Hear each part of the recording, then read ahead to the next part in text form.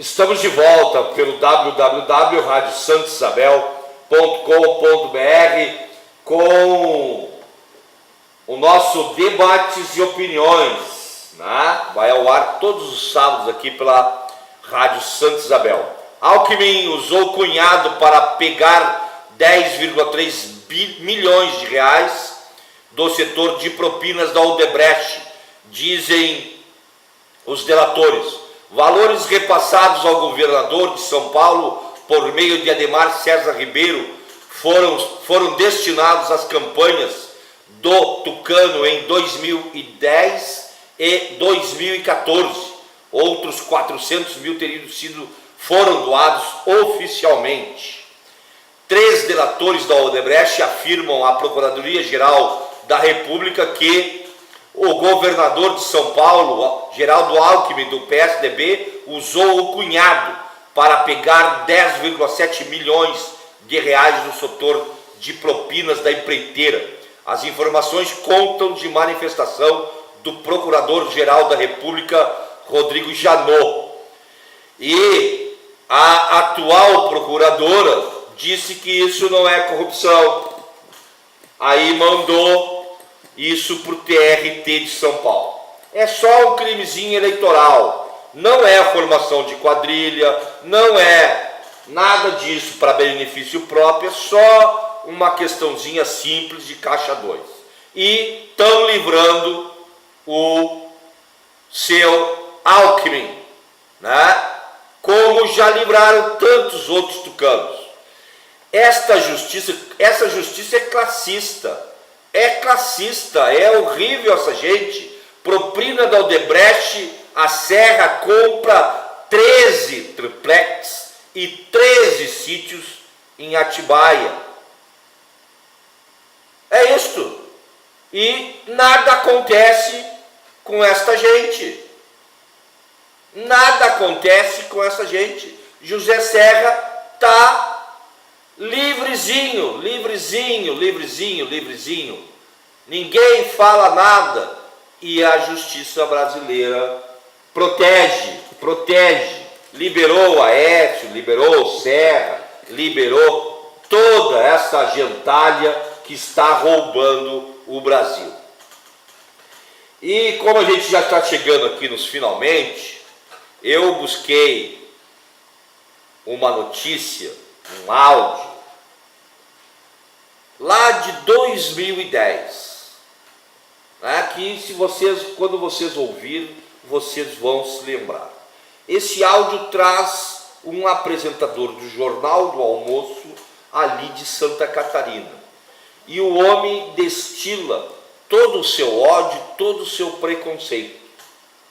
E lá em 2010, o Brasil estava no seu apogeu econômico. O governo Lula estava bombando, né? Nós estávamos num processo econômico e produtivo de inclusão social de milhares de pessoas. E este cara já dizia esse tipo de coisa. Vamos ouvir o que esse infeliz teve a capacidade de dizer e que está se confirmando.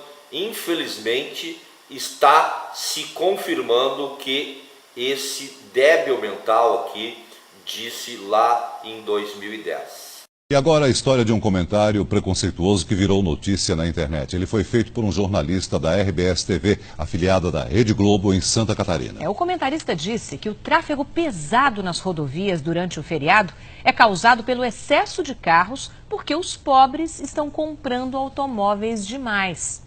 E mais, ele criticou o governo por estimular a oferta de crédito para que pessoas de baixa renda comprem carros. Segundo ele, são estes novos motoristas os responsáveis pelos acidentes e mortes no trânsito. Todo feriado, os acidentes se repetem, reflexo do aumento de carros nas estradas.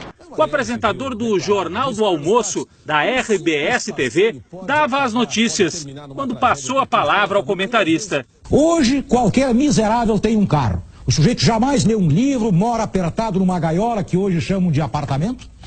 Não tem nenhuma qualidade de vida, mas tem um carro na garagem. O comentário teve enorme repercussão na internet. Um discurso carregado de preconceito e ódio de classe. Quando o camarada morre sozinho, problema dele. Mas e quando mata um inocente? Se um desgraçado destes é atropelado e feito sanduíche na pista, o que é que vão dizer? Este trânsito insano. Luiz Carlos Prates é comentarista em Florianópolis do Jornal da RBS, afiliada à Rede Globo em Santa Catarina. Estultícia, falta de respeito, frustração, casais que não se toleram, popularização do automóvel, resultado deste governo espúrio que popularizou pelo crédito fácil o carro para quem nunca tinha lido um livro. É isso. As reações do público foram de indignação. Avacalhou no comentário, né? Triste mesmo. Não faz sentido, ele é uma pessoa instruída, não cabe a ele fazer esse tipo de julgamento. O país está se desenvolvendo, acho que não cabe mais uma declaração desse tipo aí. Eu achei meio forte essa afirmação dele, de que todo miserável tem carro. Não é bem assim, né? Procuramos no dicionário o significado de algumas palavras que ele utilizou. Miserável, que carece de recursos, que vive em extrema pobreza. Desgraçado, infeliz, deplorável. Estultícia, estupidez, tolice. Espúrio, que não tem legitimidade, bastardo, falsificado. O comentarista usa palavras difíceis, mas é fácil entender o que está por trás desse discurso.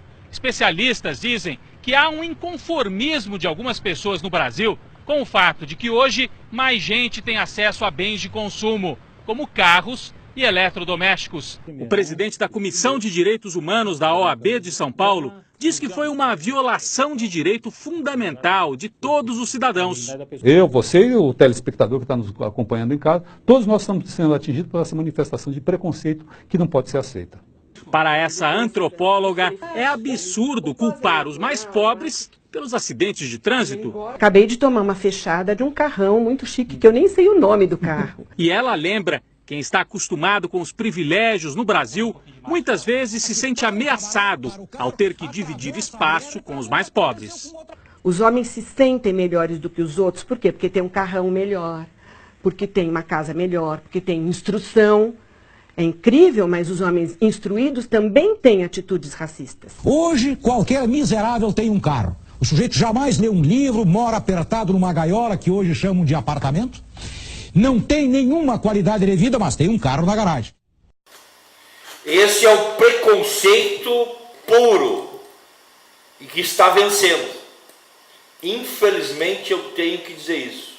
Esse homem, com seu preconceito, é representante daqueles que apertaram o gatilho e mataram Marielle, daqueles que apertaram o gatilho e acertaram os ônibus da caravana do Lula, daqueles que condenaram Lula e colocaram Lula na cadeia, sem provas, daqueles que liberam Aécio Neves e mantêm Temer na presidência da República por 2 anos para acabar com o que esse infeliz chama de privilégio.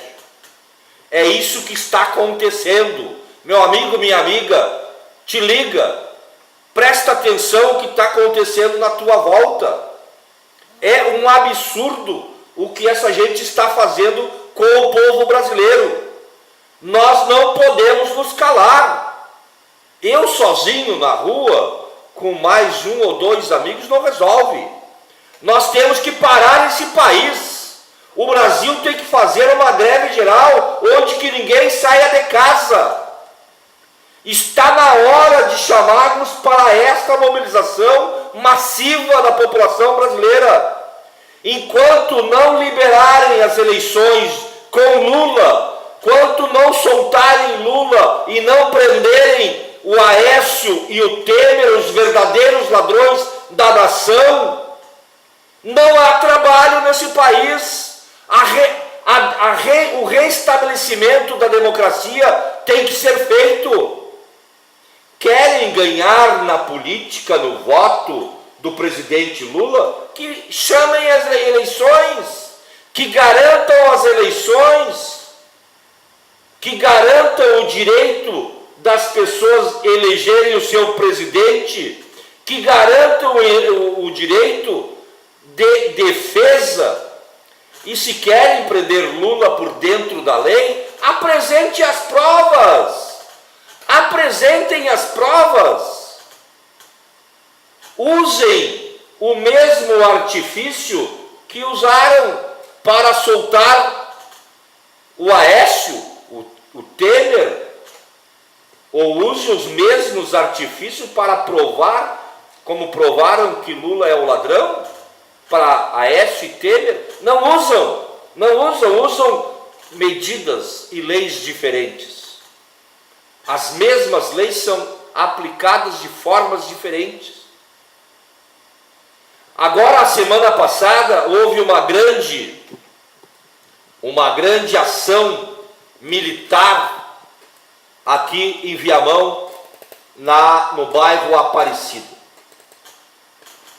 E diziam as autoridades do Judiciário e da Polícia Militar e Civil do Rio Grande do Sul que era para prender traficantes. Só que entraram em todas as casas dos pobres do Morro da Aparecida, quebraram móveis, destruíram os lares, acabaram com o que tinha dentro, reviraram tudo, foram embora e tiveram a cara de pau de pedir desculpa. E o Estado do Rio Grande do Sul não vai indenizar moralmente essas pessoas que foram atingidas no seu direito. Acordaram as pessoas às 6 horas da manhã com o pé na porta. E é isso que essa gente chama de direito. E é isso que essa gente chama de autoridade. E é isso que essa gente chama de segurança pública. Botar o pé na porta da tua casa, a hora que eles quiserem.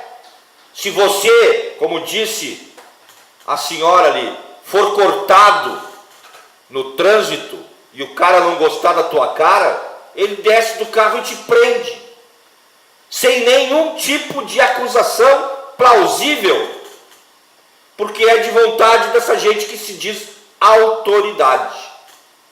Nós estamos vivendo nesse tipo de Brasil.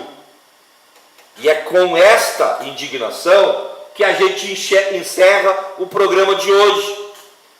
E chamando a atenção que na segunda, que no domingo, você pense bem quanto que você vale, quanto que vale o seu trabalho, quanto que o patrão está lhe pagando. E comece a se indignar e comece a questionar os direitos que você foi e deixou de ter nos últimos 2 anos. Até o próximo sábado com o nosso Debates de Opiniões. Agora você fica com a boa música, a notícia e a programação da nossa Rádio Santa Isabel.